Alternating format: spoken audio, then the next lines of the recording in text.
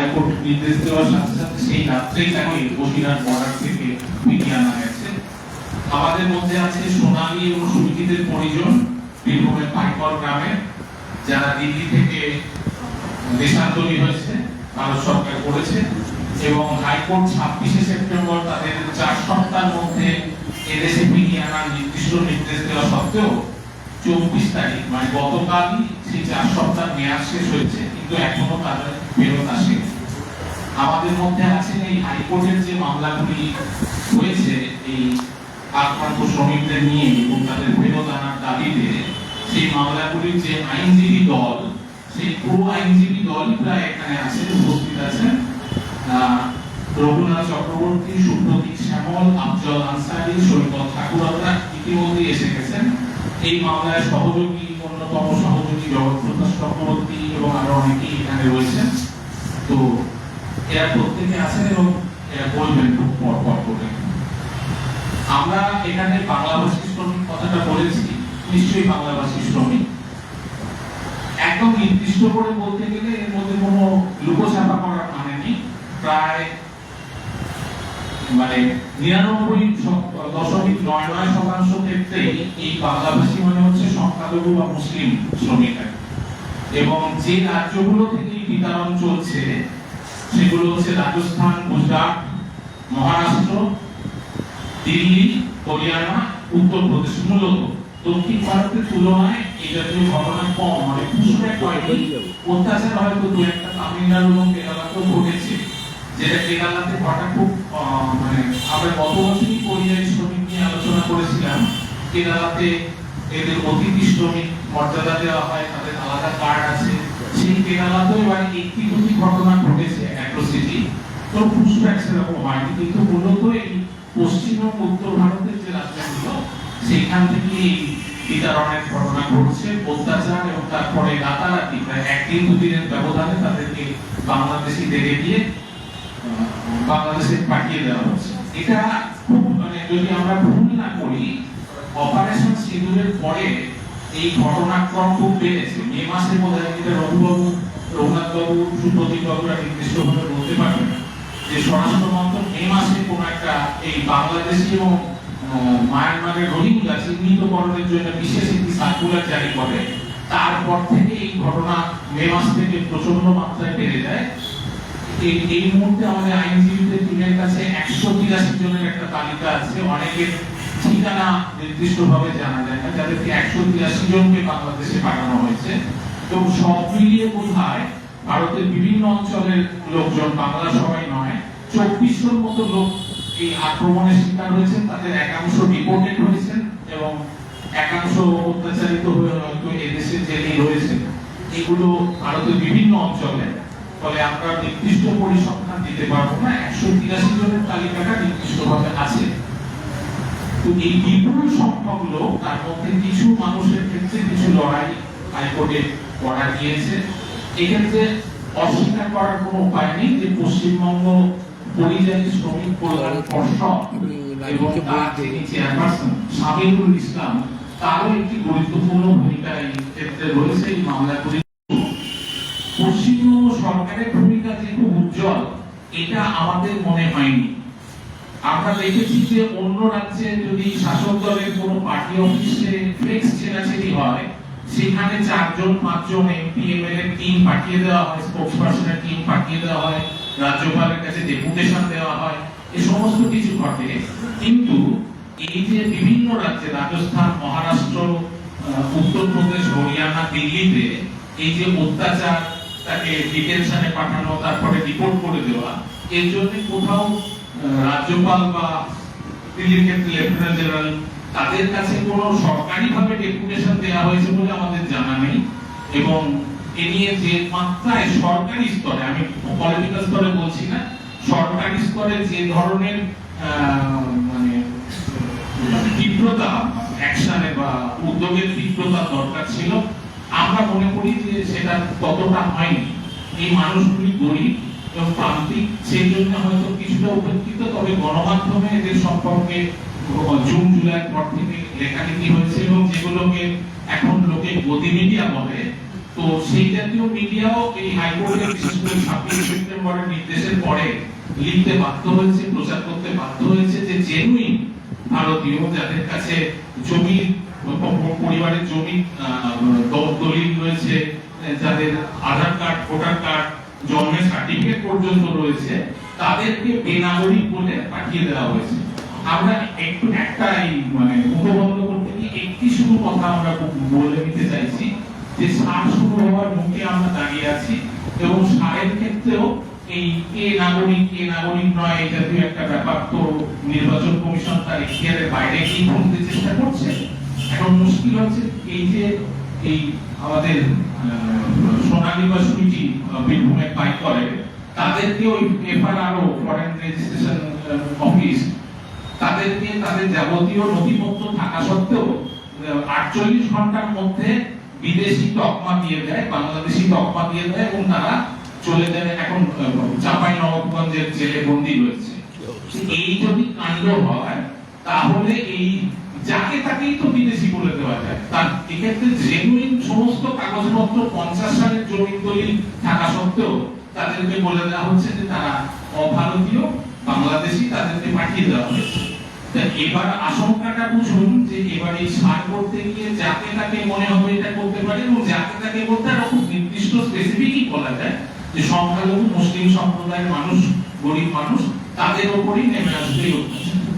তো সেই ব্যাপারে আজকে এই সভা আমরা একটা নিজেদের মধ্যে আলোচনা, এই সামগ্রিক প্রেক্ষাপটটা বুঝে নেওয়া, আক্রান্তদের নিজেদের বয়ান শোনা, আইনজীবীদের পরামর্শ শোনা, এই জন্য আয়োজন করেছি এবং এই ভিন রাজ্যে বাংলাভাষী শ্রমিকের উপর নিগ্রহ, তাদের দেশান্তরী করার চেষ্টার বিরুদ্ধে প্রতিবাদ যাতে আরো জোরালো হয়ে ওঠে তার জন্যই আমাদের এই উদ্যোগ। আপনারা সকলে এসেছেন, আপনাদের অভিনন্দন।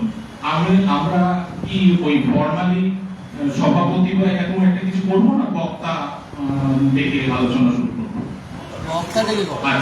আমি প্রথম আমির শেখ মালদা তাকে বলছি বলবার জন্য তার অভিজ্ঞতা। সে রাজস্থানে কাজ করতে গিয়ে প্রথমে অ্যারেস্ট হয়, অত্যাচারিত হয়, তারপরে দেশান্তরী হয়। কলকাতা হাইকোর্টের নির্দেশের পরে তাকে সেই যেদিন নির্দেশ হয় সেই রাতেই তাকে ফেরানো হয়েছে বসিরহাট বর্ডার হয়ে। আমি আমির শেখকে বলবো প্রথমে বলজ। জানেন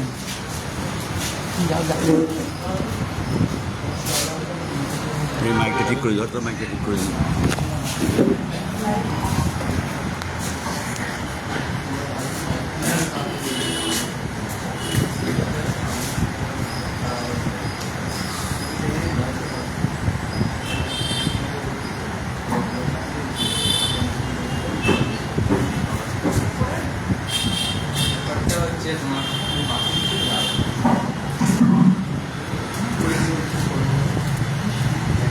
তোমার 4 মাস আগে আমি কাজে গিয়েছিলাম রাজস্থান বেলপাড়া।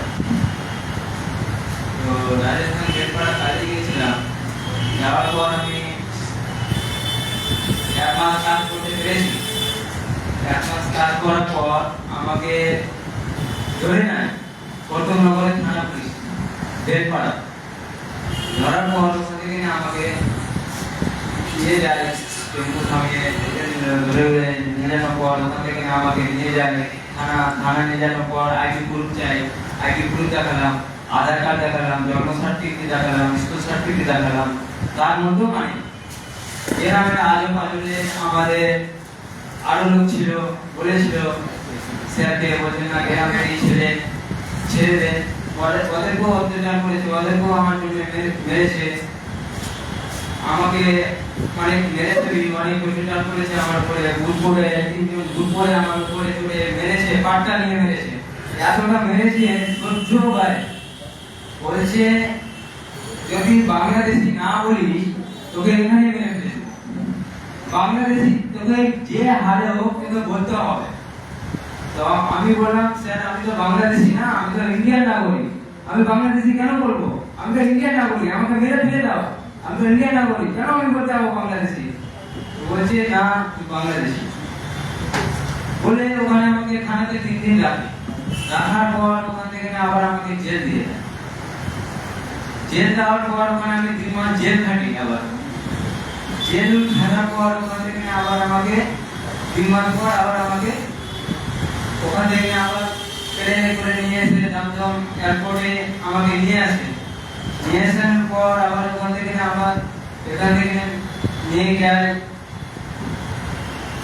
তোমার দেশের পাশে নিয়ে যায়। নিয়ে যাওয়ার পর ঘুমরা বর্ডারে দেশের হাতে তুলে দেয়, হ্যান্ড ওভার করে দিয়ে দিল।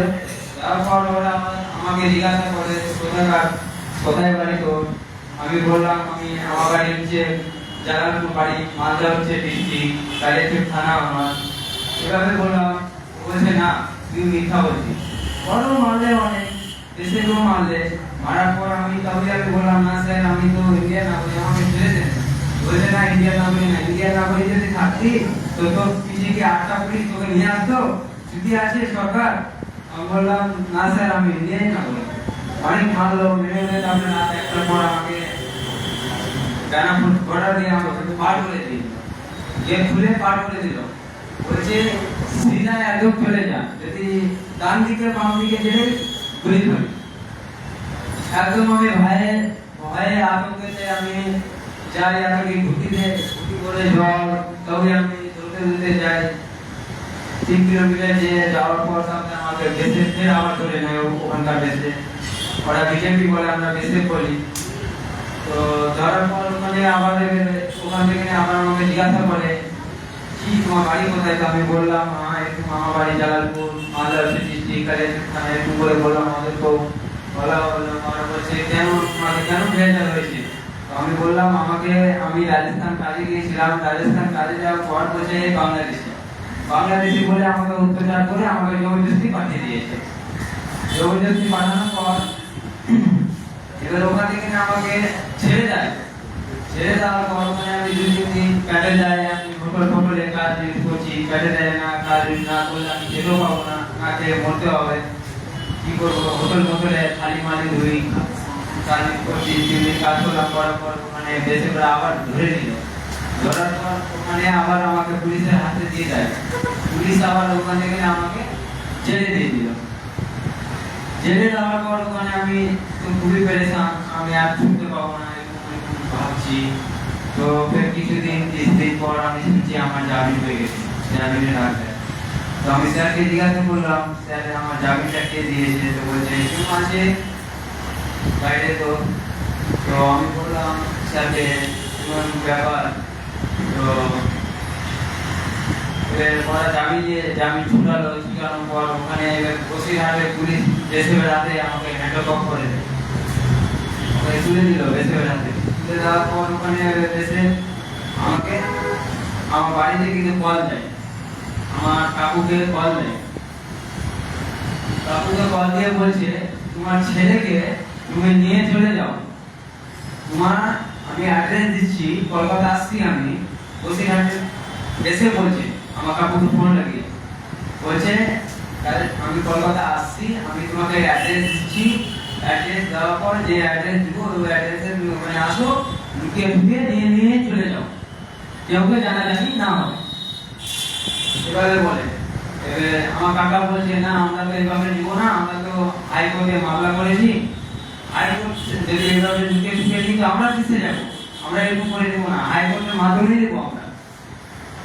এবারে হাইকোর্টের মাধ্যমে আমার বাবার ওখানকার কোর্টে উঠেছিল, উকিল বাবু উঠেছিল কোর্টে। কোর্ট থেকে নিয়ে এলো, এসে এবার ওখান থেকে থানা পুলিশের কাছে নিয়ে আমাকে নিয়ে এসে এই হচ্ছে বক্তব্য।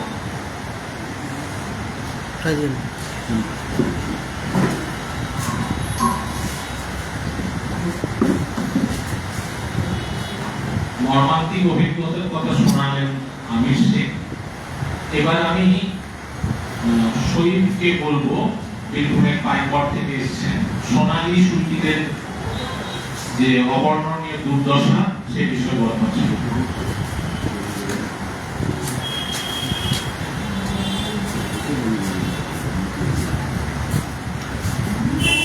আমি বীরভূমের পাইকড় গ্রামের বাসিন্দা। সোনালী বিমান হচ্ছে আমার প্রতিবেশী, যে দিল্লিতে কাজের সূত্রে বাইরে থাকে, তাদের বাড়ি নেই আমাদের বাড়ির কাছে, আমাদের পাড়াতে বাড়ি। ওরা ছোটবেলা থেকে বাইরে থাকে, ওরা আমাদের ছোটবেলার খেলার সঙ্গীও করে, ওরা একসঙ্গে আমরা খেলাধুলা করে বড় হয়েছি। তো এতদিন পর্যন্ত কোনো রকমের কোনো অসুবিধা হয়নি। আজকে হঠাৎ করে শুনছি যে ওরা বাংলাদেশি বলে বাংলাদেশি তকমা লাগিয়ে ওদের বাংলাদেশে পারে। তো সোনালী বিবি সমস্ত পরিবারের যারা চাচা অনেকে এখানকারই বাসিন্দা ওরা, তো এখানে ওরা বাস করে। সোনালীর বাবারা প্রায় অনেক আগে থেকে, প্রায় 25-30 বছর থেকে দিল্লিতে কাজের সূত্রে বাইরে থাকে। সোনালী তার ছেলেবেলা থেকে বাইরে থাকে, এমনকি সোনালী এপ্রিল মাসে পাইগড়ে এসেও ছিল, তখন পর্যন্ত সমস্ত পরিস্থিতি ঠিকঠাক ছিল। তারপরে জুন মাসে হঠাৎ করে শুনি যে সোনালীকে দিল্লি পুলিশ তুলে নিয়ে যায়। তারপরে ওখানে গিয়ে তাদের সমস্ত ডকুমেন্টস সব কিছু সোনালীরা দেখায়, কিন্তু তারপরেও দিল্লি পুলিশ তাদেরকে রেহাই দেয়নি এবং সেখান থেকে তাদেরকে বাংলাদেশে পাঠিয়ে দেওয়া হয়েছিল। এবং বাংলাদেশে পাঠানোর পর আমরা কোনো রকমের ভাবে একটা খবরটা পাই। তারপর জনমাধ্যমে আমরা খবরটা আমাদের রাজ্যসভার সাংসদ যিনি সামিল ইসলাম ওনাকে দিই। তারপরে উনি খবরটা বিষয়টা প্রথম থেকে হ্যান্ডেল করছেন। তারপরে ওনার মাধ্যমে আমাদের হাইকোর্ট আসা, তারপর হাইকোর্ট সমস্ত যাবতীয় খরচ গ্রহণ করেছেন উনি। কেননা ভুদু শ্রেণীর যারা পরিবার অত্যন্ত গরিব, তারা অত্যন্ত গরিব পরিবার থেকে বিলং করে, ওদের খরচ টানাটা অত্যন্ত অস্বাভাবিক একটা ব্যাপার। সামিল ইসলাম প্রথম থেকে আমাদের পাশে রয়েছেন এবং আমাদের সম্মানীয় যে আইনজীবী রয়েছেন রঘুনাথ চক্রবর্তী স্যার ও সাবনা ম্যাম, ওনারা দুজনে আমাদের এই কেসটাকে হ্যান্ডেল করেছেন এবং আমরা হাইকোর্টে রায়ও পেয়েছি যে আমাদের 4 সপ্তাহের মধ্যে তাদেরকে ফিরিয়ে আনতে হবে। কিন্তু 4 সপ্তাহ প্রায় পেরিয়ে গেল, কিন্তু তারপরেও 4 সপ্তাহ পূর্ণ হওয়া কালকেই পূর্ণ হয়েছে, কিন্তু এখন পর্যন্ত আমরা তাদেরকে নিয়ে আসার কোনো খবর পাচ্ছি না। এটার জন্যই আমরা প্রতিবেশী সহ তাদের পুরো পরিবার অনেক চিন্তার মধ্যে, দুশ্চিন্তার মধ্যে আছেন। তার একটা বাচ্চা মেয়ে আছে যার বয়স 6 বছর, সে প্রায় আমার বাড়ি প্রায় আসবে, যে বলে দাদা ফোনটা লাগিয়ে দিন, মাকে ফোনটা লাগিয়ে দিন, কান্না করে। এইটুকু পার একটা বাচ্চা মেয়ে, মানে অত্যন্ত মানে দেখে এতটাই কষ্ট হয়। ছোট মেয়ে প্রায় বাড়িতে আসে বলে দাদা ফোনটা লাগিয়ে দিন, কান্না করে, অনেক সময় কান্না করে, এখন নানা নানির সঙ্গে আছে না। মানে সামিল ইসলাম স্যারজি ওনারই একজনকে এখান থেকে বাংলাদেশে পাঠিয়েছেন, আমাদের বীরভূমেরই বাসিন্দা মুক্তিযোদ্ধা। তো উনি বাংলাদেশে অনেকদিন থেকে আছেন। তো মানে ওখানে যারা বাংলাদেশে ছেলে আছে ওদের খাওয়া দাওয়া তো অনেক সেরকম খাবারের, জেলেরও সেরকম খাবার দাবার দেয়। তো স্যার এখানে টাকা পাঠাচ্ছেন, ওদের খাওয়া দাওয়ার ব্যবস্থাটাও ভালোভাবে করে দিচ্ছেন। আর সোনালী তো একজন গর্ভবতী মহিলা, প্রায় 7 থেকে 8 মাস চলছে। এখন দুশ্চিন্তার ব্যাপার এটাই যে ওর বাচ্চারা কোথায় হবে, ও এখনো আসছে না, অনেক অনিশ্চয়তার মধ্যেই কাটছে।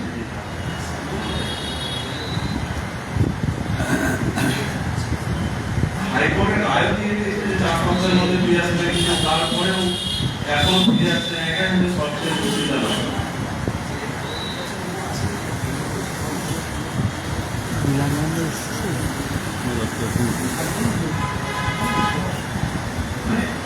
ব্যাপারটা হচ্ছে যে সোনালী বিবি যে ও হচ্ছে ছোট থেকে আমাদের সঙ্গে খেলাধুলা করেছে, জীবনে কোনোদিন সোনালীটা বাংলাদেশি। আসলে ওরা যদি বাংলাদেশি হয়েও থাকে তো ওর আরো যারা প্রতিবেশী তখন ওর যারা রিলেটিভস আছে চাচা, ওরাও হয়তো বাংলাদেশি হবে, কিন্তু কোনোদিনই বাংলাদেশি তকমা লাগিয়ে কাউকে শুধু শুধু বাংলা কথা বলার জন্য দাঁড়িয়ে যাওয়াটা অত্যন্ত অস্বাভাবিক। ওরা ওদের সমস্ত ডকুমেন্ট দেখায়। আমরা হাইকোর্টে এসেছিলাম, হাইকোর্টে 1952 সালের দলিল আইনজীবী যারা আছেন ওনাদেরকে আমরা দেখিয়েছি, ওটা আপনাকে দেখিয়েছি। আবার আছে আমাদের কাছে 1952 সালের দলিল, তারপরে Aadhaar card, voter card, ration card সমস্ত কিছু আছে। এবার কিছু মানে একদম কিছু ডকুমেন্ট যেগুলো খুব দরকারি না, সেগুলো ওরা যখন দিল্লি 26 সেক্টরে থাকতো রোহিণী এলাকায়, ওই সময় কিছু ডকুমেন্ট ওই বস্তিতে আগুন লেগে যায়, তারপরে কিছুটা ডকুমেন্ট ওদের অনেক কিছু পুড়ে গেছিল। টাকা পয়সা ওরা ইনকাম করে বাইরে, ইনকামের জন্য তো থাকে। ওরা এই কাজটা করে বাইরে গিয়ে ওরা কাগজ প্লাস্টিক যেগুলো হয়, কাগজ প্লাস্টিক গুলো পুড়িয়ে বিক্রি করে। ওই কাজ করে টাকা উপার্জন করে যে গ্রামে গিয়ে একটা বাড়ি করবে এবং সেখানে গিয়ে থাকবে আর কি। তো ওরকম ভাবে কাজ করে যেত। ওই সময় ওদের আগুন লেগে যার কারণে ডকুমেন্ট গুলো কিছুটা পুড়ে গেছিল। যদিও সেগুলো ওই মূল কারণ না, তারপরে ওরা অনেক ওদের ডকুমেন্টস দেখিয়েছে, কিন্তু তারপরে দিল্লি সরকার মানেনি এবং সরি দিল্লি সরকার না, দিল্লি পুলিশ, তারপরে দিল্লি পুলিশ ওখান থেকে ওই কাঠগুলো মার্গ পুলিশ স্টেশন ওখানে তুলে নিয়ে যায়। তারপর ওখানে 2-3 দিন খোঁজ তলাশ করার পর ওদেরকে চোখ বন্ধ করে, পুরো চোখ বন্ধ করে নোম্যান্স ল্যান্ড থেকে ফেলে দেয় বাংলাদেশে। ওরা কোথায় ছিল, কোথা থেকে গেছে, ওরা কিচ্ছু জানে না। ওখান থেকে হঠাৎ করে একজন আমাদেরকে ফোন করছে, হয়তো ফোন নাম্বার দিয়েছে যে আপনাদের মেয়ে ঢাকার উত্তরাতে আছে বাংলাদেশে। তারপরে আমরা জানতে পারি, তারপরে ওর বাবা কান্নাকাটি করে, তারপরে গণমাধ্যমে আমরা খবরটা সামিল ইসলাম থাকে উনি পুরো বিষয়টা হ্যান্ডেল করছেন। এটাই না ফোন করছে আর পারবে না।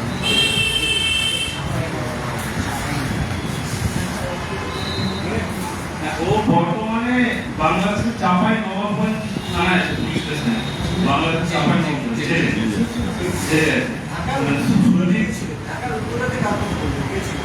সোনালী বিবি ঢাকায় ঢাকায় প্রথমে আমাকে ঢাকায়, মানে আমার ফোন আছে ঢাকাতে, ওকে কোথায় ফেলে দেওয়া যে কি আমরা জানি না।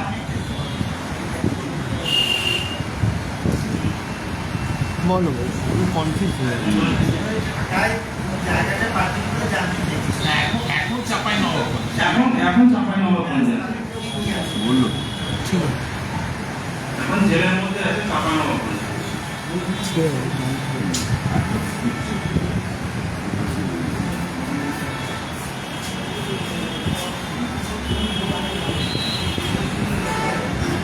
মিলার জন্য আসেনি এখানে ফটো তো করো তো।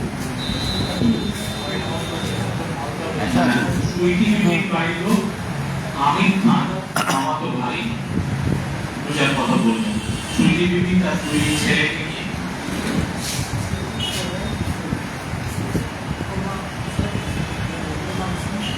দুই বাচ্চা ছেলে কুরবান শেখ এবং ইমাম শেখকে নিয়ে তাকেও দেশান্তরী করা হয়েছে সুইটি বিবিতে। সুইটি বিবির মামাতো ভাই বেঙ্গলের পাইলট গ্রামে বাসিন্দা আমির খান সাধন বলছি, রঞ্জন সাধন বলছি, বুঝছো কোথায় কোথায় আছো? আচ্ছা ঠিক আছে, তাহলে শুধু আগে আসছো।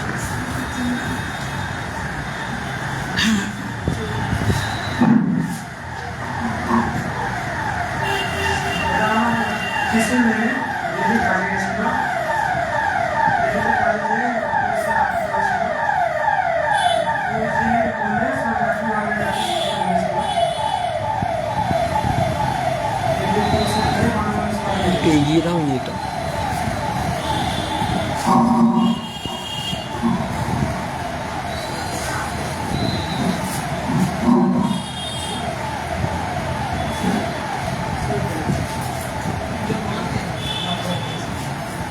তুমি বলে দাও তবে সত্য।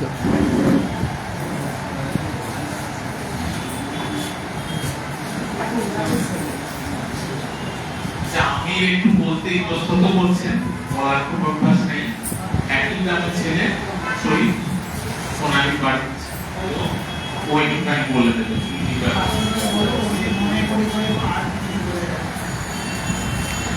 সুইটি বিবি যে আছে ওরা হচ্ছে, ওরা বিদ্রোহ গ্রামের বাসিন্দা, মানে মুরাদের থানার অন্তর্গত বিদ্রোহ গ্রামের বাসিন্দা, সেম বীরভূম জেলার লোক।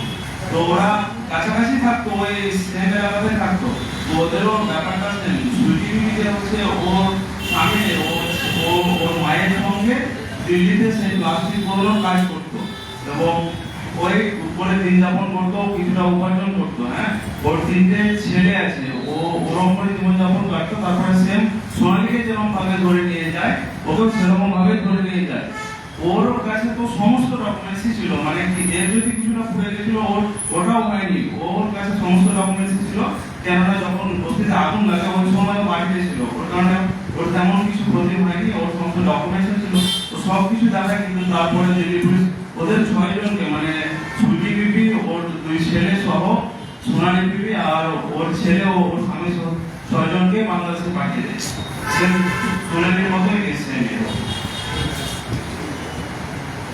তুমি খোঁজ পায় কোথায় কাছে খোঁজ পায়? ও সেম, ওরাও জেলে আছে চাপাই নবাবগঞ্জে, একসঙ্গে আছে পুরোটা।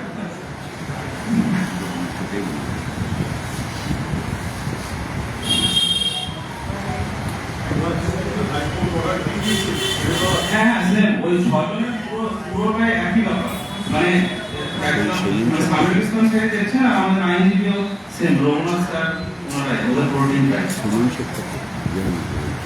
ওদেরও গাইডলাইন ছিল যে 7 সপ্তাহের মধ্যে ফিরে আনা, কিন্তু ওদেরকেও ফিরে আনা হয়নি, সেম একই জিনিস।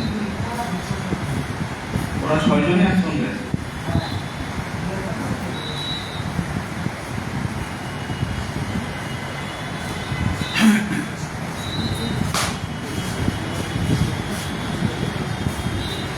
ওরা বলছেন যে ওরা তো এভাবে বলতে খুব অভ্যস্ত না, তো যদি আপনাদের নির্দিষ্ট কিছু জিজ্ঞাসা থাকে তাহলে যদি জিজ্ঞেস করেন ওরা সেগুলো উত্তর দিতে অন্তত পারবে, মানে ওভার বলাটা থেকে প্রশ্নের উত্তর করার অনেক সময় যদি কিছু বলেন ও সই বলছে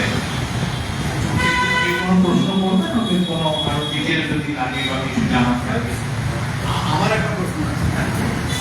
আমার প্রশ্ন হচ্ছে যে এই বিষয়টা নিয়ে তো আমরা এদিকে কলকাতার মানুষজন, চারপাশের মানুষজন কথাবার্তা বলছি, যে গ্রামের মানুষ, সেই গ্রামের মানুষ কি করছে? তারা কি এই ব্যাপারে খুব সচেতন? তারা কি খুব সক্রিয় ভূমিকা নিচ্ছে? তারা কি কথাবার্তা বলছে? তাদের মনোভাবটা কি, সেটা দিয়ে একটু বলো। গ্রামের মানুষের মনোভাব। গ্রামের মানুষ অত্যন্ত চিন্তার মধ্যে আছে। আমাদের পুরো গ্রাম ছড়াছড়ি এই বিষয়টা নিয়ে, আমাদের পুরো গ্রামটাই ছড়াছড়ি এই বিষয়টা নিয়ে, সবাই জানে এই বিষয়টা এবং সবাই চিন্তার মধ্যে রয়েছে। সবাই যখন এই রায়টা শুনে যে 4 সপ্তাহের মধ্যে ফিরিয়ে আনবে, অনেকটা খুশি হয়েছিল, কিন্তু সবার সেম প্রশ্ন, কবে আসবে কবে আসবে কবে আসবে। পুরো গ্রামবাসী একটা গ্রামের মানুষ আপনাদের দুশ্চিন্তার শরিক হয়ে। হ্যাঁ হ্যাঁ হ্যাঁ, কেউ বিরুদ্ধে নেই, সবাই আমরা সঙ্গে।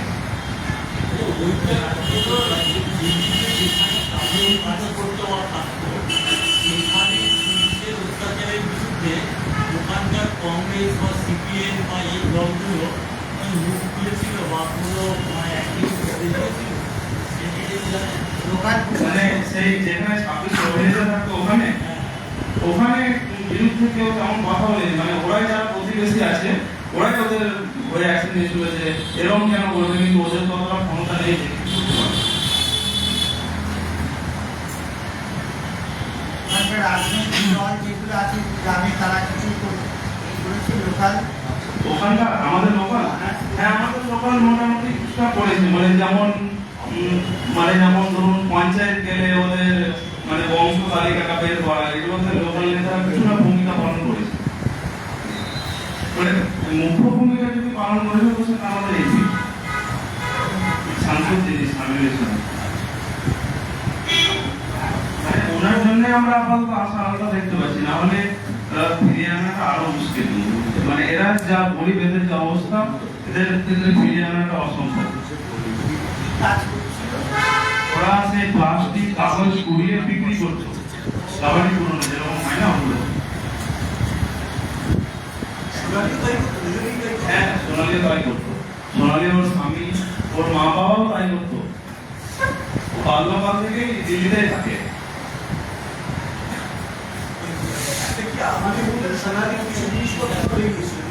হ্যাঁ হ্যাঁ হ্যাঁ, আগুনে পড়াশোনা সেই 26 সেক্টর 26 সেক্টর যারা রোহিণী এলাকা, ওখানটাতে আগুন লেগেছে।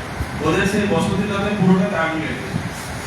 কত বছর এটা 1 বছর প্রায়। ওদের ডকুমেন্ট তো আসে, হ্যাঁ আধার কার্ড, রেশন কার্ড, এগুলো অনেক কিছু আছে। ওগুলো সব দেখিয়েছিল, কিন্তু তারপরে রাজ্য করেনি। জমির দলিল তো আছে। হ্যাঁ 1952 সালে তৈরি আছে। হ্যাঁ আর এইসব ব্যাপারে যে পঞ্চায়েত বা এরা নাকি সাহায্য করছে, এখন তো এই ধরনের সমস্যাগুলো বিভিন্ন জায়গায় হচ্ছে, মানে জমির বার্তা ইত্যাদি ইত্যাদি ব্যাপারে যে সাহায্য করছে, এরকম কোনো প্রয়োজন হয়েছিল?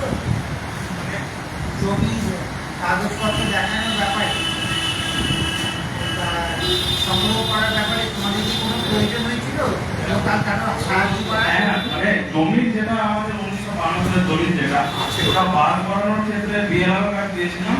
তো বিএলআর যেটা হয়, এতদিনের দলিল বের করা অনেক টাইম লাগবে, মানে অনেক দিন ঘুরতে হবে, কয়েক মাস ঘুরতে হবে, এরকম একটা ব্যাপার ছিল। তো সেটা আমরা সামিউল ইসলামকে জানাই, তারপরে উনি ফোন করে বিএলআরকে বলে দেয়, তারপরে সেই দলিল আমরা 1.5 ঘন্টার মধ্যে পেয়ে। সেই দলিলটা 1952 সালের দলিল, যেটা বিএলআর বলেছিল প্রায় 3-4 মাস ঘুরতে হবে, সেই দলিল আমরা 1 থেকে 1.5 ঘন্টার মধ্যে পেয়ে। দলিলটা যেটা সবচেয়ে ইম্পর্টেন্ট ছিল।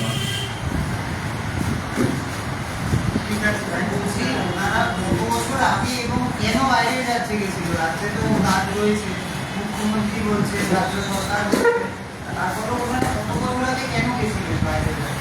প্রায় 25 বছর থেকে ওরা বাইরে কাজ করে। 25 বছর থেকে বাইরে কাজ করে ওরা, মানে ভিন রাজ্যে আর কি একটু মানে অন্যরকম কাজের সুযোগ পেয়েছিল। প্লাস যেমন বাইরে লেবার থাকে, যেমন চেন্নাই লেবার থাকে, এর মজুরিটাও বেশি পাওয়া যেত, চেন্নাইও যায়, কেরালাতে যায়, সেরকম একটা ব্যাপার থাকে, ওই জন্য ওরা বাইরে থাকে। সুইচি শেষ কবে এসেছেন এখানে? সোনালি তো এপ্রিল মাসে এসেছিলেন, সুইচি কবে শেষ? ছুটি এপ্রিলে এসেছিল, না সরি সুইচি কবে? ঈদের পরে এসেছিল। বকরিদের পরে।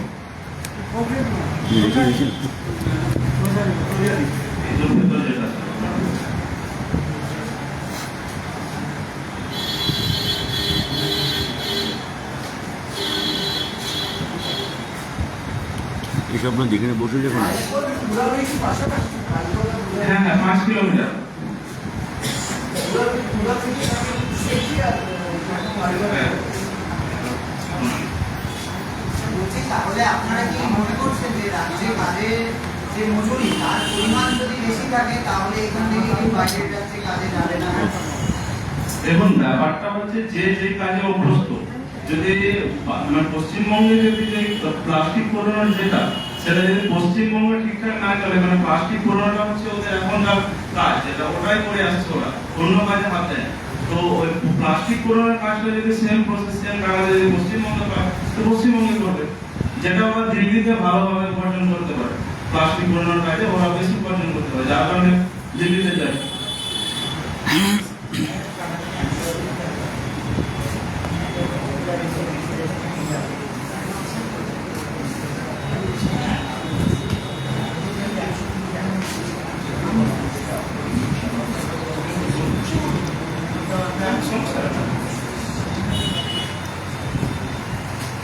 জিজ্ঞেস করে আরো কিছু জিজ্ঞেস করা আছে, আপনারা কিছু জিজ্ঞেস করা আছে?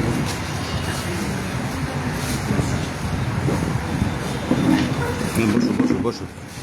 আমি এরপরে একটু আমাদের এনজিপি বন্ধু সৈকত ঠাকুরতাকে বলবো, বিশেষ করে আমিন একটু আগে বলে গেছেন তো আপনার আমির শেখ, ওকে বসিরহাট বর্ডার থেকে আনতে গিয়েছিলেন যেদিন হাইকোর্টের অর্ডার হয় সৈকতকে বলবো একটু বলবার জন্য।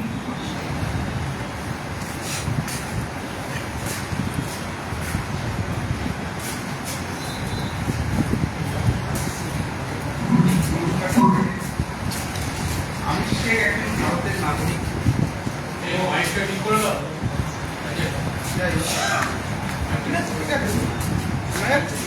না ওটা বন্ধ বন্ধ হয়ে গেছে, ওর হাত লেগে। না বন্ধ বন্ধ হয়ে গেছে।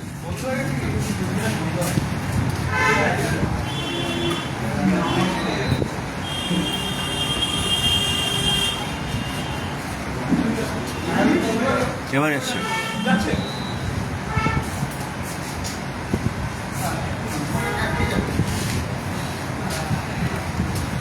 খালি বলাতে শোনা যাবে।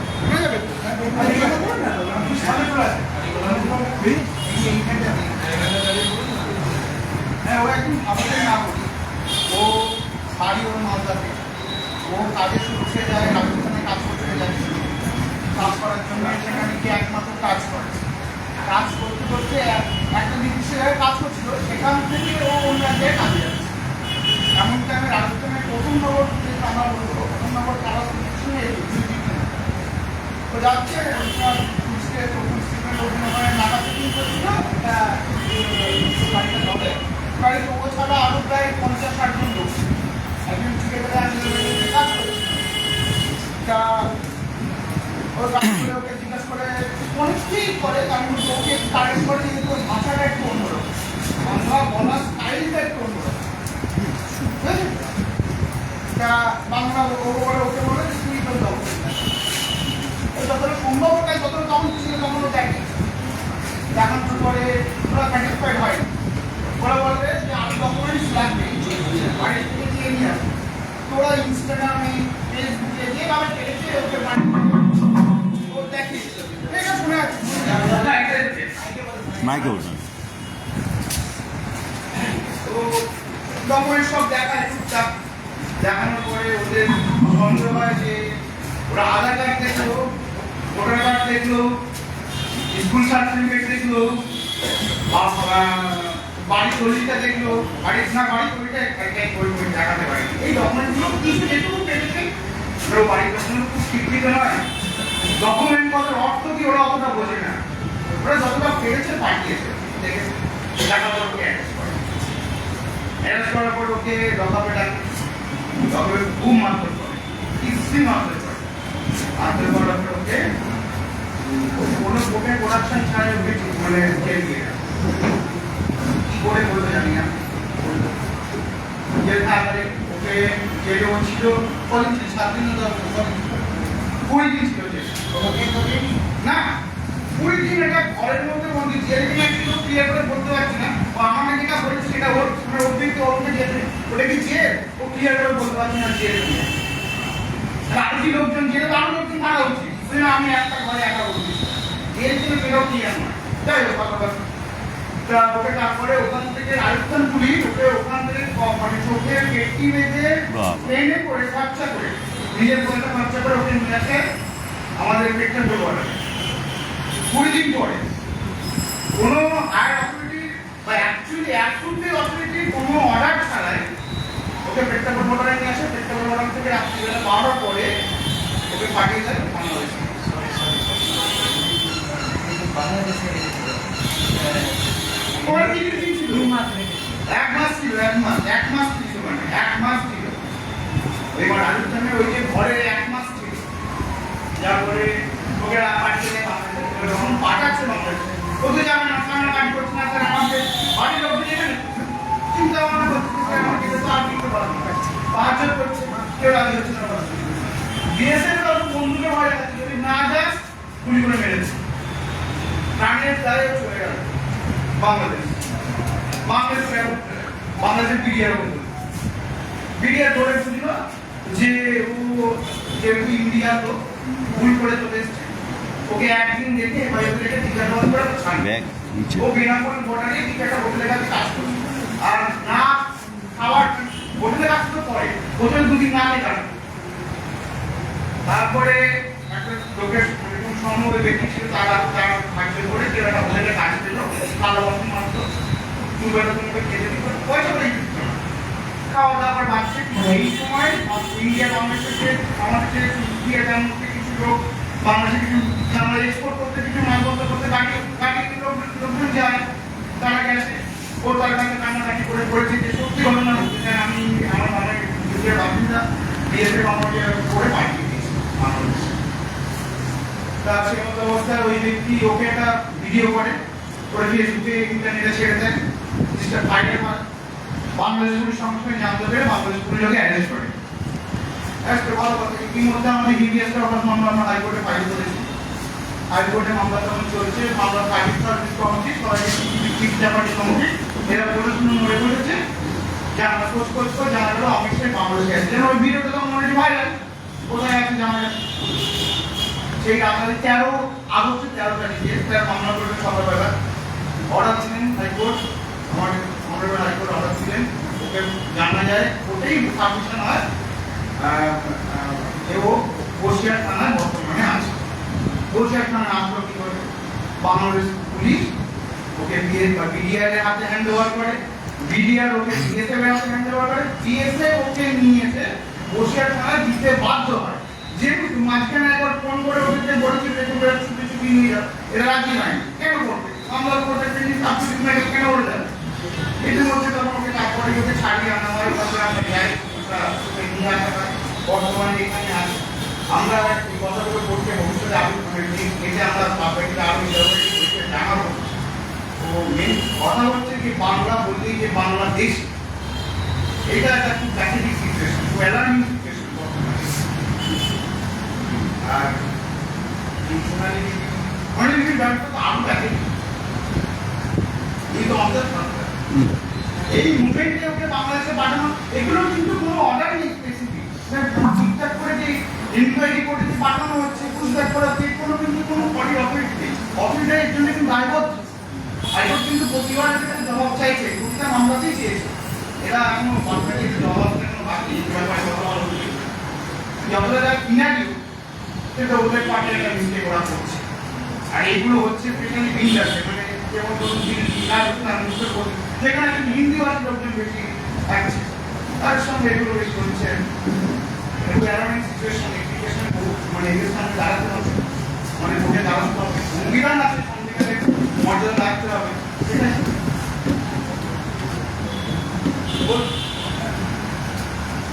আমার একটা প্রশ্ন আছে, এখনো মামলাটা চলছে, আমার জানার ইচ্ছা হচ্ছে যে আপনারা যেভাবে চালাবেন সেটা তো আইন আমার জানার দরকার হচ্ছে যে যারা এটা করেছে তাদের কি কোয়ারি করা যায় হাইকোর্টে কি এটা সাবমিট করা যায়?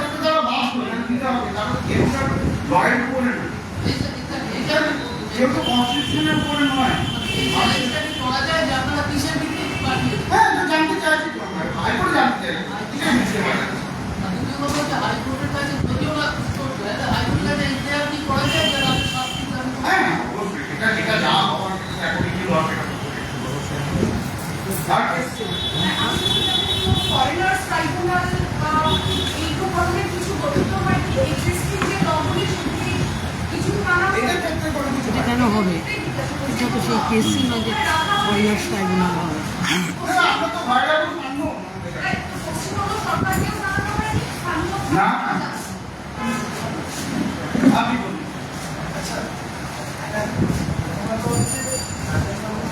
বলছিলেন 183 জন মতো আমরা এখনো জানি যে বাংলাদেশে পুষবাস করা হয়েছে, তাদের সকলের নাম আমাদের কাছে নেই, তাই তো? মোট কতজনকে ধরুন এই গত মে মাস থেকে এখনো অবধি বাংলাদেশে পাঠানো হয়েছে যে কোনো কারণে বর্ডার মারফত, এটা কি তথ্য আমরা আরটিআই করে জানতে পারি? এটা এক। দ্বিতীয় হচ্ছে মানে তাদেরকে পাঠানো হয়েছে তাদের নাম, তাদের দেখুন আমি উচিত তো আপনাকে উত্তরটা দেওয়া, কিন্তু প্রশ্ন হচ্ছে যে সিচুয়েশন এদের সঙ্গে হয়েছে এদের বাড়িতে জানতে পারি। আবার আপনারটা আপনার ল বলে আপনি উত্তরটা পান করতে পারবেন, আমরা চাই আপনি জানবেন। আচ্ছা, আর একটা হচ্ছে যে আমরা তো এরকম অত্যাচারের ঘটনা বিভিন্ন রাজ্য থেকে পাচ্ছি এবং একটা সার্কুলারও জারি করা হয়েছে, রাজ্যের একটা ডিটেনশন সেন্টার গড়ে তুলেছে। এরপরে যদি এদেরকে বাংলাদেশে পুশব্যাক না, এই মানুষদের যে তাদেরকে করছে তাদেরকে বাংলাদেশে পুশব্যাক করার পরিবর্তে দেশেই ডিটেনশন সেন্টারে ঢুকে দেওয়া হয় এবং এভাবে পরিবারকে না জানানো হয়, তখন আইনি রাস্তা কি? এটাই তো আইনটা। যদি একটা মানুষকে আটক করা হয় তার ব্যাপারে যদি কেউ জানতে না পারে সে মানুষটা কোথায় গেল, সে মানুষটা কোথায় যাবে? হেভিয়েন্স কর্পাসে আপনার ঠিক আছে, আমার সিনিয়র স্যার আপনি বলবেন না? খুব ভালো লাগছে। ঠিক আছে। সৈকতকে অভিনন্দন। আমাদের মানে আরো দুজন সিনিয়র আইনজীবী আছেন। তো সুপ্রতীক বাবু বললেন যে রঘুনাথ বাবু একটু পরে বলুন, আমি একটু আগে বলে নিই। তাহলে আমি সুপ্রতীক বাবুকে বলছি আসার জন্য। আইনজীবী সুপ্রতীক শ্যামল। এই মামলাগুলি পুরো টিমই এখানে প্রায় আছে।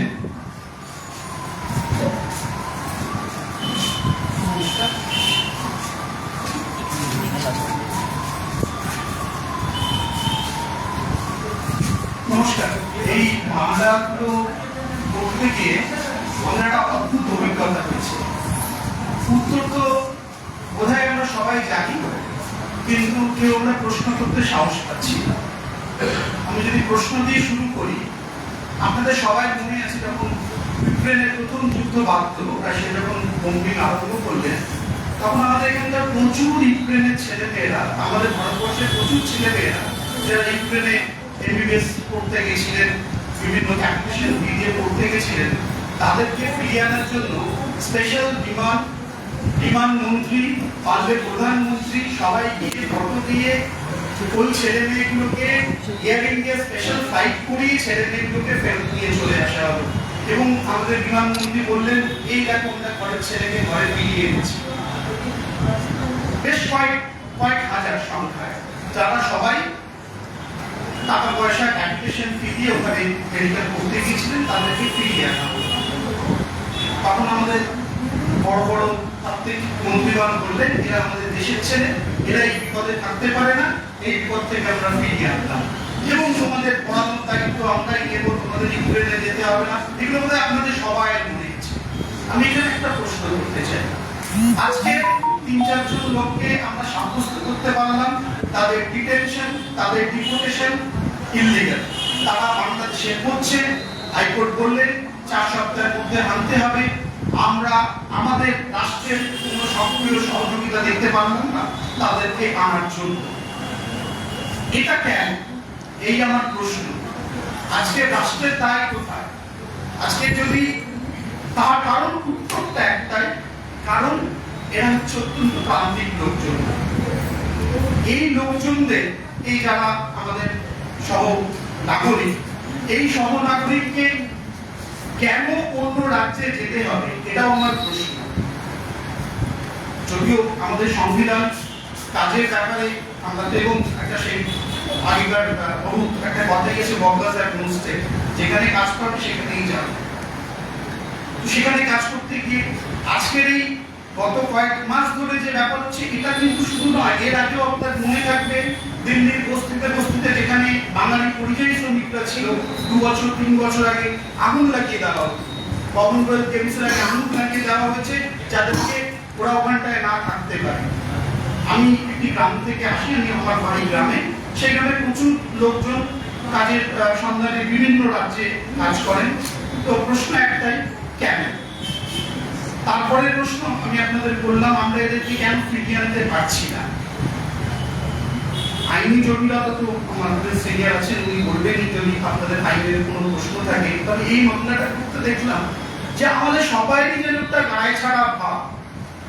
আজকের এই প্রথমে আমি ওই জন্য ইউক্রেনের ওই উদাহরণটা দিলাম। 4 সপ্তাহ হয়ে গেল, 4 সপ্তাহের মধ্যে কেউ, আপনি দেখেছেন কোন নিউজ পেপারে কোনো, হ্যাঁ শামিদুল বাবু 2-4টে স্টেটমেন্ট দিয়েছেন, উনি হয়তো চেষ্টাও করছেন ওনার সরকারি দপ্তর থেকে, কিন্তু আমাদের কেউ প্রশ্নই করছে না যে কোথায় আছেন, কি আছেন, কি আছে। কিছু খবরের কাগজের লোকজন আমাদের প্রশ্ন করছেন, আমরা উত্তর দিতে পারছি না, কারণ আমাদের কাছে উত্তরটা নেই। তো এই প্রশ্নগুলোর উত্তর আমাদের সবাইকে খুঁজতে হবে। ফার্স্টলি, কেন অন্য রাজ্যে যেতে হবে, এবং যে যে জায়গা এখানে আজকে শুধু আমি এই কনসেপ্টটা শুধু হিন্দু ভাষী রাজ্য, এই রাজ্যটা সব জায়গাতে আমাদের গ্রামের প্রচুর লোকজন কেরালা অঞ্চলে যায়। কেরালাতে যদিও অন্য রকমের একটা শাসন ব্যবস্থা আছে, এখনকার একটা অনেক বেশি একটা লিবারেল সিচুয়েশন আছে, সেখানে ওরা সারাক্ষণ পণ্ডিতগিরি করে, কিছু একটা উপমা দেয়, ও তুমি লোক তো বাঙালিদের মতন হয়ে গেছে। বাঙালির একটা আলাদা একটা ক্লাসলেস একটা প্রজাতিতে পরিণত হয়েছে। কোনো একটা কথা হয়েছে, আমরা একটা কথা বলছি, মানে আমি বলছি একটা, বলতে আমার কোনো লজ্জা নেই। হিস্টোরিক্যালিটিক্যালিদের সাথে আমরা আলোচনা করছি, তো এখানে কোনো কথা হয়েছে, তো বলছে না না কিন্তু দেখো এটা কেমন একটা কেমন বাঙালিদের মতন বিহেভ করছে। বললেন কি বলছেন, আমি একজন বাঙালি? বলে না না, দেখুন এই সারাদিন সকালবেলা এসে 5 জন মিলে দল বেঁধে লেবারের কাজ করবে বলে বসে থাকে। হ্যাঁ, ওদের একটা কেমন একটা অদ্ভুত হচ্ছে। তো এটা তো হওয়া উচিত ছিল না। আমরা বোধহয় 25-30 বছর আগে উল্টোটাই দেখতাম, অন্যান্য রাজ্য থেকে অন্যান্য রাজ্যের পরিযায়ী শ্রমিকরা আমাদের এখানে কাজ করতে আসতো, আমরা বোধহয় এটাই দেখতাম। সেটা বোধহয় সবাই আমরা দেখতে পাচ্ছি আর কি। ইনফ্যাক্ট ব্যাপারটা একটা কেমন রিভার্স সিচুয়েশন হয়ে গেছে, সেটা খুব লজ্জা লেগেছিল। মানে আমি কৃষ্ণর বইটাকে আমি প্রতিবাদ করেছি, দেখুন কেমন একটা ওরকম ভাবে বসে থেকে কোনো কাজে সকালবেলা থেকে উঠেই তাস খেলছে, আর এরকম করেই আমাকে এই এক্সপ্লেনেশনটা করেছিল। সেটা বোধহয় আমাদের, যাই হোক, পৃথিবীর ছুটি নিয়ে তো আমরা এখানে আলোচনা করতে আসিনি।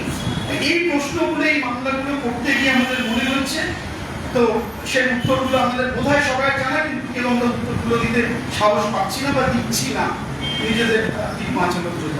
এবার এই সংক্রান্ত যদি কোনো প্রশ্ন থাকে, না প্রশ্ন করতে পারি।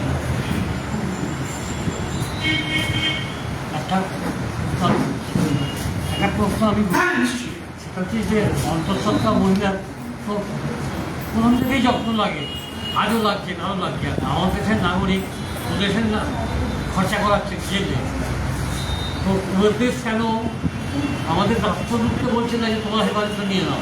এ ব্যাপারে কোনো আইন আছে?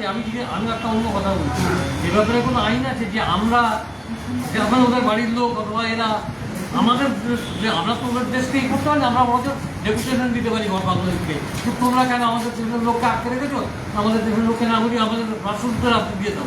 ওরা শুনবে কি শুনবে না পরের কথা, আমরা এখান থেকে বলতে পারি। কিন্তু আমরা আমাদের রাষ্ট্রের অধিকার থেকে, রাষ্ট্রের নাগরিকের অধিকার থেকে কোনো আইন আছে যে আইনে আমরা বলতে পারি যে ওনার নাগরিকতা প্রমাণও হয়ে গেছে, এই অবস্থায় ওনার দায়িত্ব আমাদের রাষ্ট্রদূতকে নিতে হবে। তাহলে অন্তত যে কবে আসবে কবে না আসবে সেটা কোনো আইন তো নিশ্চয়ই আইন সেই আছে। ধারাটা একটু আমাদের আপনি যদি বলে দেন। আমি আপনাকে বলছি এটাই তো আজকের আমাদের দেশের কোনো নাগরিক যদি বিদেশে থাকে এবং কোনো রকম ভাবে কোনো সমস্যায় পড়ে, আমাদের ভারতবর্ষের আমাদের আইন ব্যবস্থার দায়িত্ব ওই দেশে আমাদের হাই কমিশন আছে, হাই কমিশন এবং সেটা স্পেসিফিক হাইকোর্টের অর্ডারও আছে। আমি এই জন্যই প্রথমেই এই প্রশ্নটা করলাম যে হাই কমিশনের এতদিন, আমি জানি না ওনারা কি ব্যবস্থা নিয়েছেন, যদি সত্যি সত্যি প্রোঅ্যাক্টিভ ব্যবস্থা নিতেন এতদিন দেরি হতো না। হাই কমিশন তো দিয়ে বলবে যে দেখো ফর এনি রিজনস ইলিগাল ডিপোর্টেশনও এখন তোমাদের জেলে আছে, আমাদের নাগরিক আমাদের দিয়ে দাও, আমরা ফেরত নিয়ে যাচ্ছি। না আমি হয়তো একটু জায়গা ফেরত আসবো আপনার লিটিগেশন। না কেন পারবেন না ফেরত? আমি কথা বলছি যে লিটিগেশন আছে, ওদের কিছু কথা থাকতে পারে, কিন্তু আমি পার্টিকুলার একজনের কথা বলছি যে উনি একটা এমন অবস্থায় আছেন যে কোনো দেশ এর যত্ন নিতে বাধ্য, কারণ শিশু আছে। তারা তো নিয়েছে, তারা ধরুন এতদিন না ধরে না, আমি আমার দেশের কথা বলছি, আমার দেশ তাকে নিয়ে নেবে এইভাবে। আমার দেশের যে ভুক্তভোগী পরিবার এবং আমাদের জনগণ মানে শুধু বাইরের থেকে মানুষের কোনো চাপ নেই। আজকেই একটা খুব বড় মিছিল হয়েছে SIM, হয়তো জানি না কী চাপ করবে, এরকম বড় মিছিল এনাকে নিয়ে দেখিনি। আমি তো প্রথমেই বললাম, আমি প্রথমেই তোমারটা দিলাম না। বলতে চাইছি এটা যে আমরা যদি একটা ডেপুটেশনে কাজ হবে কি হবে না জানি না, কিন্তু ওই লোকাল তুলে যদি আমরা করতে পারি তাহলে সেটা একটা চাপ সৃষ্টি করবে এবং যদি কিছু ফল হয় তাহলে ভবিষ্যৎ যেমন আপনি সেটা এখন বললেন আইনানুগ একটা ব্যবস্থা নেবার আমরা ভাবনা চিন্তা করছি, কারণ 4 সপ্তাহ হয়ে গেছে। আমাদের হাই কমিশন কি করেছে আমাদের কাছে যদি ল পয়েন্টটা দিয়ে দেয় ওই অনুযায়ী আমরা তাহলে একটা ইয়ে করতে পারবো, সেটা তো আইনের নির্দিষ্ট বিধান আছে। হ্যাঁ। আইনের সেটা বিধান আছে। সেটা কিন্তু একটা কাজ হয়। আমাদের ভারতবর্ষের কোনো নাগরিক যদি বিদেশে গিয়ে কোনো রকম ভাবে কোনো সমস্যায় পড়ে এবং ওই দেশে যদি কোনো আইনি সমস্যায় জড়িয়ে না পড়ে, হ্যাঁ আমাদের এখানকার কোনো নাগরিক বিদেশের কোনো একটা জায়গায় গিয়ে আইনি সমস্যায় জড়িয়ে পড়লেন, সেটা যদি না হয় তাহলে আমাদের দেশের দায়িত্ব তাদেরকে ফিরিয়ে আনা। ওখানে আমাদের একটা ফুল ফ্লেজেড হাই কমিশন আছে, আমাদের ওখানে প্রায় প্রতিটা বড় বড় শহরে আমাদের ডেপুটি হাই কমিশন আছে বাংলাদেশের সাথে। আমাদের অ্যাসসাচ সরকারি তরফের সম্পর্ক অত্যন্ত ভালো। এতদিন আমরা ভেবেছিলাম যখন এই অর্ডারটা ভেবেছিলাম 7-10 দিনের মধ্যে ফেরত চলে আসবে। এরকম কোনো আইনে আছে, আইনে আছে। দেখে কিছু জিনিস না এখনো কিছু করা হয়নি। আপনাকে দুটো কথা বলি আইনের দিক থেকে, কারণ 4 সপ্তাহ টাইম ছিল, তারপরে এই অর্ডার হওয়া যেদিন এই অর্ডারটা হয় তারপরে আমাদের পুজোর যে একটা বড় আমাদের ছুটি থাকে সেই ছুটিটা গেছে শুক্রবারই হয়েছে এবং 4 সপ্তাহটা হয়তো আজকেরই শেষ হচ্ছে, 24 তারিখেই শেষ হচ্ছে। তো সেটা না গেলে এবং আমরা আইনি যা ব্যাপার আছে সেটা যতক্ষণ আমরা ভালো করে পর্যালোচনা করছি এবং ওখানে আমরা যেহেতু জানি না স্পষ্টভাবে ওখানে আমাদের তরফ থেকে আমাদের সরকারের তরফ থেকে কতটা প্রোঅ্যাক্টিভ কাজ করা হচ্ছে সেটা জেনে বুঝে আমরা পরবর্তী একটা আপনি সাজেস্ট করেন মানুষকে, সাধারণ মানুষকে কি সাজেস্ট করেন যে আপনারা দাবি দাওয়া নিয়ে দাঁড়ান? আমি তো প্রথমেই প্রশ্নটা করলাম যে এই প্রশ্নগুলো আমাদের সকলেরই করা উচিত, কেন ওখানটাতে গিয়ে আনা হলো না? Exactly that. যে আপনারা যে একটা মুসাবিদা করে দেন যে এইভাবে আপনারা কথা বলুন সরকারের সঙ্গে, রাষ্ট্রদূতের সঙ্গে, এবং তাহলে আমরা হয়তো 1-50 জন দেখতে পাচ্ছি। ইউক্রেন যুদ্ধের একটা মানে হ্যাঁ ওই উদাহরণ সবাই আচ্ছা একটা কথা জিজ্ঞেস ওই উদাহরণ দিচ্ছেও বেশি আপনি কিন্তু ল পয়েন্ট আচ্ছা এই যে হাইকোর্টের অর্ডারটা মানে ইয়ে করলেন না আমাদের সরকার রাষ্ট্রের পক্ষ থেকে, তো তার জন্য কি হাইকোর্ট কোনো রকম স্টেপ নেবে? স্বাভাবিকভাবেই হয়তো ওনাদের জিজ্ঞেস করবেন যে কেন তোমরা 4 সপ্তাহের মধ্যে, অনেক সময় হয় প্র্যাকটিক্যাল কিছু ডিফিকাল্টিস থাকে, সরকারি স্তরে কিছু সময় লাগে, সেটা আমাদের নিশ্চয়ই এটা তো অনেকটা নিউম্যান ব্যাপার, কেননা একটি মেয়ে গর্ভবতী সেই অবস্থাতে তো একটা অনেক কিছুই প্রোটোকলের সমস্যা এই সেই জানা। এই যে আমি শেখের ঘটনাটা শুনলেন যেটা ওটাকে ডিপোর্টেশন করলো, প্রোটোকলের বাইরে গিয়ে করলো, রাজস্থান পুলিশ এখন একটা ব্যবস্থা করলো রাতারাতি নাকি ওনাকে নিয়েছে, আমাদের বললো আপনারা নিয়ে আসুন, লুকিয়ে লুকিয়ে আমরা দেবো। ভয় পারলাম, লুকিয়ে লুকিয়ে এনে হ্যাঁ, বসিয়ে দিল। আমাদেরকে দিয়ে দেওয়া হলো। এটা তো প্রোটোকলের বাইরেই বাইরেই করা যায়। করেছিল। যদিও এই উত্তরগুলো হাইকোর্ট জানতে চাইবে, কারণ শুধু ব্যাপারটা ছেড়ে দেওয়ার ব্যাপার না, না। আমাদের লড়াইটা ছেড়ে দেওয়ার পরেও এই ইলিগাল ডিটেনশনটা কেন এবং এই ইলিগাল ডিটেনশনের জন্য আমাদের কি কি অধিকার বা আমরা কি কি চাইতে পারি, কি কি কম্পেনসেশন ড্যামেজেস চাইতে পারি। শুধু ফেরত আনাটাই নয়, আমাদের লড়াইটা ফেরত আনার পরে এই যে ইলিগাল ডিপোর্টেশন হলো, এই যে ইলিগাল ডিটেনশন হলো, একটা মানুষকে আমাদের আইন বলেছে একটা মানুষকে ইলিগালি একদিনের জন্য ডিটেন করা যায় না, সেটাও আমাদের লড়াইয়ের একটা অংশ এবং সেটাও চলছে। একটু কিছুটাও আপনাদের বোঝানো দরকার যে কেন কোন আইনে কেন আমি না, না, নিশ্চয়ই, নিশ্চয়ই। আমাদের আইনজীবী হিসেবে আমাদের তো একটা দায়িত্ব থাকে, সরকারি করে দেবে।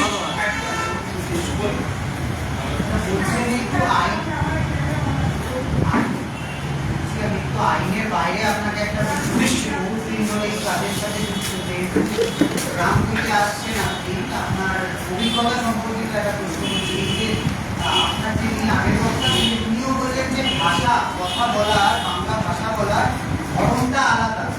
এবার সেই জায়গায় আমরা প্রত্যক্ষ করে দেখছি যে এই যে শহরে আমরা যারা থাকি কলকাতা, এর বাইরে যে গ্রামীণ অঞ্চলগুলো তাদের যে নিম্নবর্ণের মানুষ আছে এবং সংখ্যালঘু আছে, তাদের সত্যি বাংলা ভাষা বলার ধরন আলাদা। তারা অনেক ক্ষেত্রে কলকাতায় এসেও ক্রিটিসিজম করে, বিভিন্ন জায়গায় তাদের খেতে যায় হয় না, বিভিন্ন কিছু হয়।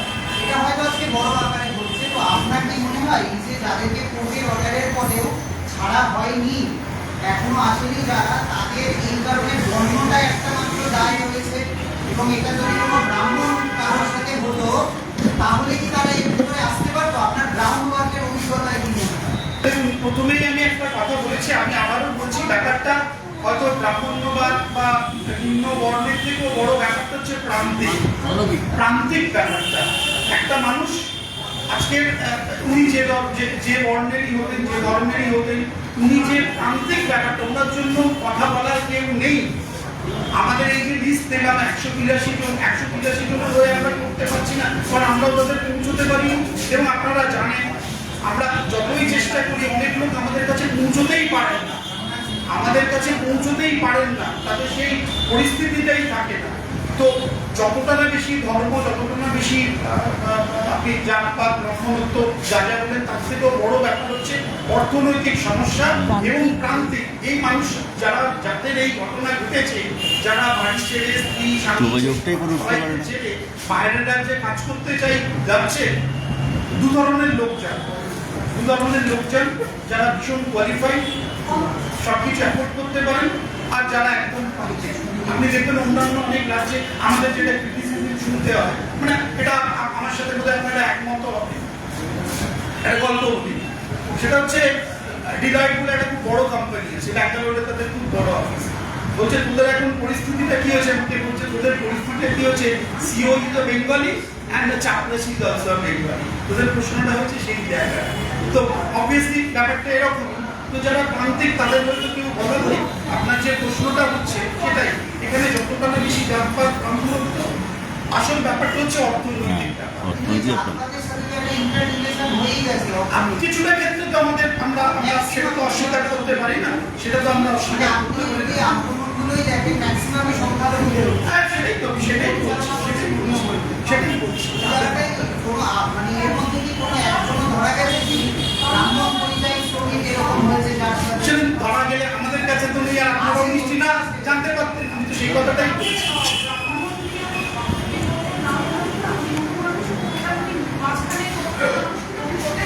ওটা নিম্নবর্ণ সেকশন। হ্যাঁ, সেটাই বলছি, নিম্নবর্ণ সেকশনে এখানে ঠিক বর্ণর দিক থেকে আমার মনে হয় অর্থনৈতিক থেকে পিছিয়ে পড়াটাকে অনেক বেশি অ্যাক্ট হবে, অনেক বেশি অ্যাপ্রোপ্রিয়েট হবে। ব্যাপারটা হচ্ছে, শুনুন, আজকের আমরা এখানে যতজন সবাই মিলে আছি, আপনি যদি আপনাকে আমাকেই প্রশ্ন করেন, এই শুনুন মশাই আপনি দেখান তো আপনি ভারতীয় কি, আমি এক্ষুনি দেখাতে পারবো না, আমি সত্যিই দেখাতে পারবো না, এক্ষুনি কেন, আমি দুদিনের মধ্যেও দেখাতে পারবো। তো ব্যাপারটা সেরকম, একটা প্রান্তিক লোক, সে কাকে ফোন করবে, কাকে বলবে, সে কি উত্তর দেবে? তাকে লোক যদি আজকে মানে আমাকেই যদি জিজ্ঞেস করে আপনি দেখান তো, আপনি ভারতের ব্যাপারটা সেই 180 জনের মধ্যে 3 জন পারলো ওই এমএলএ এমপির সঙ্গে যোগাযোগ ছিল এবং সেও ঘটনাক্রমে সংখ্যালঘু ঘটনাক্রমে এটা এই ব্যাপারটা এরকম থাকে। এই যে ঘটনাটা ঘটছে সেই যুবরাজ্যের এই এখন যে গত কয়েক মাস ধরে যে ব্যাপারটা হচ্ছে এটা হয়তো কিছুটা এরকম ভাবে তৈরি করা হয়েছে যাতে সংখ্যালঘু লোকদেরকেই এই সমস্যাটাতে ফেলা যায় এবং একটা পরিচয় করা যায়। হ্যাঁ। অপর ব্যাপারগুলো যেমন আমি এখানে যদিও আজকে সার নিয়ে কোনো আলোচনার বিষয় নয়, কিন্তু পরবর্তীকালে এর সাথে এই ব্যাপারগুলো হয়তো রিলেটেড, এর সাথে হয়তো এরকম ভাবে রিলেটেড। ঠিক আছে, এখন কথা হচ্ছে আমাকে দুটো জিনিস পোর্ট্রে করার একটা ভাবনা চিন্তা আছে যে অনেক প্রতিষ্ঠান এখানে পশ্চিমবঙ্গে বোধহয় সবাই আমরা বাংলাদেশি, কারণ পরবর্তীকালে এই মামলা চলাকালীন আপনারা নিশ্চয়ই দেখেছেন একটা দিল্লি সরকার থেকে একটা জানতে চাওয়া হয়েছিল আমাদের পশ্চিমবঙ্গ সরকারকে থ্রু সরকারি চ্যানেল, মানে কোনো ইন্ডিভিজুয়ালের ব্যাপার নয়, সেখানে জানতে চাওয়া হয়েছিল বা সেখানে এমনভাবে পোর্ট্রে করা হয়েছিল বাংলাদেশি ভাষা। বাংলাদেশি ভাষা তো আমরা কিছু জানি না, উনি যেটা বললেন না, এটা বোধহয় একটা জায়গায় আমরা ভুল করছি। আমরা বাঙালি, পশ্চিমবঙ্গের মানুষ, আবার পূর্ববঙ্গের মানুষও বাঙালি। দুজনের ভাষাগত মিল আছে, কিন্তু ভাষার প্রনাউন্সিয়েশনটা বোধহয় আলাদা। এই জন্য এটা আমরা বুঝতে পারি আপনি বাংলাদেশি কি ভারতীয়, পশ্চিমবঙ্গের মানুষ বা এখানকার মানুষ। আমাদের বিভিন্ন ডিস্ট্রিক্ট না, এটা শুধু না, এটা শুধু না, অন্য স্টেটের মানুষ এটা শুধু না, ডাইরেক্ট বিভিন্ন জেলাতে আলাদা। এটা যেমন ওই দিদি বললেন, এটা যেমন ওই দিদি বললেন, প্রতিটা জেলায় একটা আলাদা ডাইরেক্ট একদমই আলাদা। এটা ভারতীয় নয়, পূর্ব মেদিনীপুর ভারতীয় ব্যাপার না, এটা ডাইরেক্টের ব্যাপার। বাংলা ভাষা, সেটা যদি appropriate বলা হয়, আপনি কলকাতার লোক কলকাতার লোক হয়তো সেটা বুঝতেই পারবে না। আর বাংলার ভাষায় কেউ যদি বাংলায় ডাইরেক্টই আলাদা। আমরা যেটা বুঝতে পারি, আমরা এটা আইডেন্টিফাই করতে পারি। একটা ভিন রাজ্যের মানুষ যখন আমি বিহার, রাজস্থান বা হরিয়ানায় যাচ্ছি, তাদের পক্ষে এই আইডেন্টিফিকেশনটা হয় না। আমি জানি কালকায় এই রেখায় কথা বলছি, সেটা কালকায় যদি এদিকে দেখে উড়িষ্যার বর্ডারের দিকে যান, ওদের কথাবার্তার মধ্যে উড়িষ্যার একটা ডায়ালেক্ট রিয়াক্ট করে। আবার আমি যদি দিনাজপুরে যান, ওদের মধ্যে হিন্দি একটা এই ডায়ালেক্টের একটা প্রবলেম হচ্ছে। এই প্রবলেমটা যে প্রবলেম হচ্ছে, এই এই প্রবলেমটা হচ্ছে রাষ্ট্রের। হতে পারে না যে ওকে কাটিয়ে দাও। হ্যাঁ, ওটা রাষ্ট্রের প্রবলেম। আমি সেটা বলছি না, আমি তার মানে এটা বলছি না আমি মহিলাকে কি করে এক্ষুনি আমাদের রাষ্ট্রের প্রবলেম। প্রবলেমটা ফেস করছি আমরা। ভাষায় কথা বলছে, পাকিস্তান, পাঞ্জাবটা ভাগ হয়েছে আর বাংলাটা ভাগ হয়েছে। আসাম যে সাপারটা করছে, বাংলা যেটা সাপারটা খুব বিগিনি 47 থেকে সাপার চিন্তাটা চলতে হবে। আমাদের প্রবলেমটা ফেস করতে হবে। আমি বলবো নেহাত আজকের আলোচনাই নয়, আগামীকালই যদি সম্ভব হতো ওই মহিলাকে ওখান থেকে উদ্ধার করে আমি ওটা একটা ভালো জায়গায় নিয়ে যাওয়া। হ্যাঁ, ওইটাই আমার মনে হয় মেন পয়েন্ট হওয়া উচিত এখন। আর বাদ বাকি পরে আলোচনা হতে পারে, অনেকদিন ধরে আলোচনা করতে পারে, কিন্তু এনাকে কাজ যাতে আগামীকালই, হ্যাঁ হয়তো হবে না, আমি বলছি যা প্রয়োজন অনুযায়ী, হ্যাঁ সেটা বলে তখন আমাদেরকে আইন কানুনগুলো একটু বলে দেবেন যাতে তাই নিয়ে আমরা একটুখানি রাস্তায় লোকেদের সঙ্গে একসঙ্গে মানে করতে পারি, নাড়া করতে পারি। যেটা আইন কোর্টে হচ্ছে, কোর্টের বাইরেও তো লোক আছে, সে ব্যাপারে একটু গাইডেন্স চাই।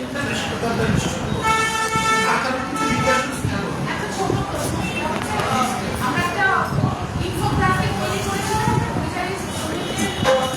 সাহায্য করার জন্য কি কি ল আছে। আমরা একটা বিশ্ব আদালতের মাইক্রো কনফারেন্স অ্যাক্ট, এছাড়া কনস্টিটিউশনাল যে গ্যারান্টি আছে সেগুলো যেগুলো জায়গায় সেটেল করার এবং জীবিকা বিবাহ করার যে গ্যারান্টি, এগুলি ছাড়া আসলে আর কিছু আছে। আর অলসো অকুপেশনাল সেফটি নিয়ে যে অ্যাক্ট, আর কি কিছু আছে যেটা আমাদের ওয়ার্কারদের সোশ্যাল ওয়েলফেয়ার লেজিসলেশনের যতগুলো আইন আছে সেগুলো তো সবই পরিযায়ী শ্রমিকদের ক্ষেত্রে কার্যকরী হতে পারে।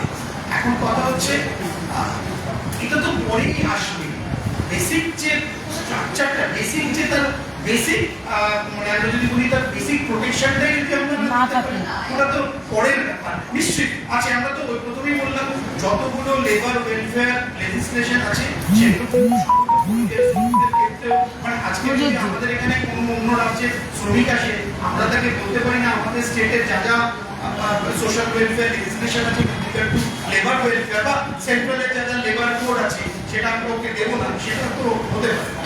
সেটা সবকটাই আছে। আসলে ব্যাপার কি, কাগজে কলমে অনেক বোর্ড, অনেক ঘটনা, অনেক কিছুই আছে, Ultimately কিছু নেই। কতটা প্রোটেকশন দিতে পারছি সেটা Ultimately কোভিডের পর কিছুই নেই। থেকেই বোঝা গেছে। কোভিডের পর থেকেই যেরকম ভাবে মাইগ্রেন্ট ওয়েলফেয়ার, মাইগ্রেন্ট ওয়ার্কারদের যে লাইফটা বোঝা গেছে, আরে থাকা, বাবা। যাতায়াত করা, তাদের একটা সাথে আচরণ, এবং তাদের প্রতি রাষ্ট্রের ব্যবহার। তাদের প্রতি রাষ্ট্রের যে ব্যবহার। সেটা কতটা আমরা বুঝতে পেরেছি। তো সেটাই ওই জন্যই আমার প্রশ্ন।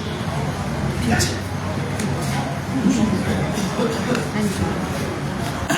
আচ্ছা, আমাদের আজকে আলোচনায় উপস্থিত আছেন এই মামলাগুলির ক্ষেত্রে মূল সহকারী আইনজীবী রঘুনাথ চক্রবর্তী। এটা কে নিল?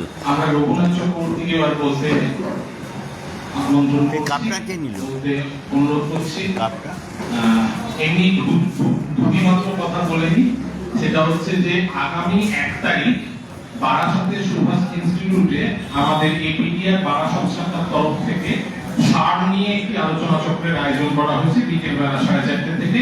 সেই ঘোষণাটা আমি করে দিলাম। আর রঘুনাথ চক্রবর্তী সম্পর্কে বলা এইটুকুই যে এপিডিআর এর সাথে রঘুনাথ চক্রবর্তীর সম্পর্ক প্রায় 3 দশকে।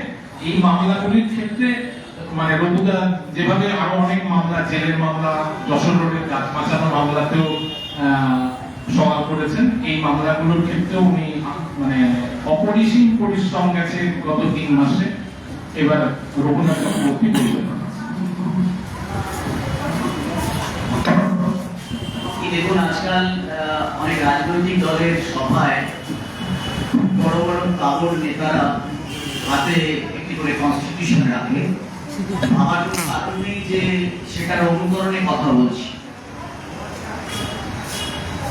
একটা ভারতীয় সংবিধান আমার হাতে আছে আর একটা ইন্ডিয়ান সিটিজেনশিপ অ্যাক্ট আছে। এই দুটো আইনের মধ্যে দিয়ে ভারতের কে নাগরিক হবেন কে নাগরিক হবেন না তার বিশদ বর্ণনা করা আছে। কিছু জায়গায় এটা সাংবিধানিক অধিকার, কিছু জায়গায় এটা আইনি অধিকার। 55 সালে আপনার সিটিজেনশিপ অ্যাক্ট তৈরি হয়েছে, কিছুদিন আগে তার সংশোধন হওয়া, সিএএ আরো অনেক কিছু অন্যান্য দেশে থাকা হিন্দু, পার্সি, বুদ্ধিস্ট, শিখ এদের আমাদের দেশ গ্রহণ করবে, এই জাতীয় কিছু সংবিধান আইনি সংশোধন ঘটেছে। সেই নিয়ে আমাদের দেশে তুলকালাম আছে। বেশ কিছু মানুষ সেই ঘটনার পরম্পরায় এখনো জেলে আছে। তাদের জামিন ঠিক কোন সময় হবে আমরা কেউ জানি। এখন দেখুন, দুজন মানুষ আমাকে পরিযায়ী শ্রমিকদের পুশব্যাক বাংলাদেশে পাঠিয়ে দেওয়ার ব্যাপারে কথা বলতে চান। একজনের নাম রণজিৎ সুর। তিনি বলেন এটা আমাদের করতে হবে। আমি সঙ্গে সঙ্গে তাকে সম্মতি দিয়ে বলি নিশ্চয়ই কাগজপত্র পেলেই আমরা এটা করবো, এটা আমাদের দায়, এটা আমাদের দায়। আরেকজন হচ্ছেন শামিরুল ইসলাম। একটু আগে শুনলেন শামিরুলের স্ত্রী। শামিরুল সংসদ হওয়ার অনেক আগে থেকেই আমাদের সঙ্গে একসাথে কাজ করেন। আমরা শামিরুলকে তখন তো এইভাবে চিনতাম না, আজকাল চিনি। শামিরুল তার স্ত্রীর মাধ্যমে আমাদের কাছে বলে পাঠান যে এরকম একটা অবস্থা। যেহেতু তিনি সরকারি লোক, সরকারের আরো অনেক পাগল আইনজীবীরা পশ্চিমবাংলায় রয়েছেন, আপনারা জানেন তাদের নাম, ঠিকানা, পরিচয়, বক্তৃতা, বক্তব্য আপনারা প্রায়শই শুনে থাকেন। তো সেদিন আমাদের যখন উনি বললেন যে আমাদের এই মামলা করতে হবে এবং আমরা সামান্য কিছু পারিশ্রমিক দিতে পারবো, আমি একযোগে বলেছিলাম আমরা বন্ধুরা এই মামলা আমরা পারিশ্রমিক নিয়ে করবো না, কারণ এটা আমারও মামলা। কাগজ চাই, সহযোগিতা চাই, বলতে দ্বিধা নেই। গোটা সময় ধরে সহযোগিতা করেছেন। আপনারা শোনার আগ্রহ থাকলে আমি কোথায় কি সহযোগিতা, এবং দিল্লিতে একটি মামলায় প্রশান্ত ভূষণকে দিয়েও তিনি সেখানে বক্তৃতা করাচ্ছেন, খানিকটা আমাদের পরামর্শ দিয়ে করাচ্ছেন। সব মিলিয়ে আমি বলতে পারি যে একটা পুরো উদ্যোগ। আমাদের যারা বন্ধুরা রয়েছেন 5-6 জন লয়ার, 7 জন লয়ার, আমাদের যারা ক্লার্করা রয়েছেন, আমাদের বন্ধু জগৎ রয়েছে, এবং অনেক সময় রাজেন প্রবল আন্তরিক পরিশ্রম করে এই মামলাকে দাঁড় করিয়েছেন। কোন রেড কার্পেট পেছানো ছিল না এই মামলায়। আজকে যে রায় কোর্ট দিয়েছেন সেটা পাওয়ার ক্ষেত্রে আজকে কোর্ট বলছেন যেটা আনপ্রেসিডেন্টেড, অ্যালার্মিং, অর্থাৎ কিনা অভূতপূর্ব। এটা সাবধান, আমাদের শিক্ষাটা দিয়ে একটা স্রোত বয়ে যাচ্ছে। আদালত বলছেন যে ম্যান্ডেটরি ফেরত আনতে হবে, 4 সপ্তাহের মধ্যে ফেরত আনতে হবে। আপনারা জানেন যে উচ্চ আদালত, উচ্চতম আদালতের মতো এই কনস্টিটিউশনাল কোর্ট, সংবিধানের ভিত্তিতে তৈরি হওয়া আদালত, তারাও শপথ গ্রহণ করেন without fear and without favour, অর্থাৎ ভয় পাবো না, কারো প্রতি পক্ষপাতিত্ব করবো না, আমরা বিচার করব।